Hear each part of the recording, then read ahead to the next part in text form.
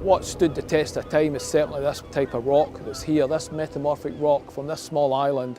It's hard to believe that take it from a rough rock like this ends up into a masterpiece and somebody throws that rock that then ends up winning the gold medal. This is Caves of Scotland. We manufacture culling stones for the Olympics and the World Championships in over 70 different countries. We've been here for 174 years. This is where we use all the hand tools, and it's really the skill of the craftsperson there that gives us that final finished shape of the curling stone.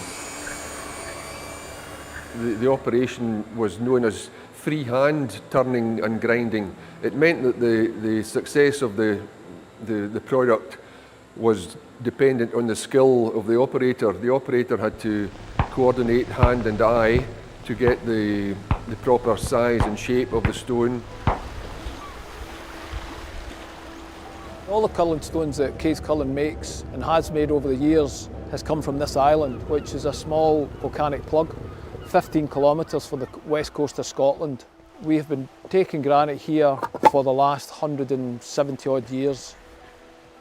These are the stones that's been accredited by the World Curling and have been used in every Olympic Games since 1998. On here there's two different types of granite, common green and blue hone, and both of these materials together makes effectively the curling stone that's synonymous around the world. So out of this boulder here, you're probably looking to get somewhere in the region of 12 to 16 curling stones a tonne. So out of that one boulder, you'd probably get something like 70 to 80 curling stones out of this one boulder. We do this harvest roughly every 10 years, and the product we take, like this material got here, should last us 10 to 12 years based on the market growth that's there at that point. Ailsa Craig is definitely the far and away the best material that's ever been located anywhere because of its unique composition. Very, very fine micrograin granite which resists wear and tear.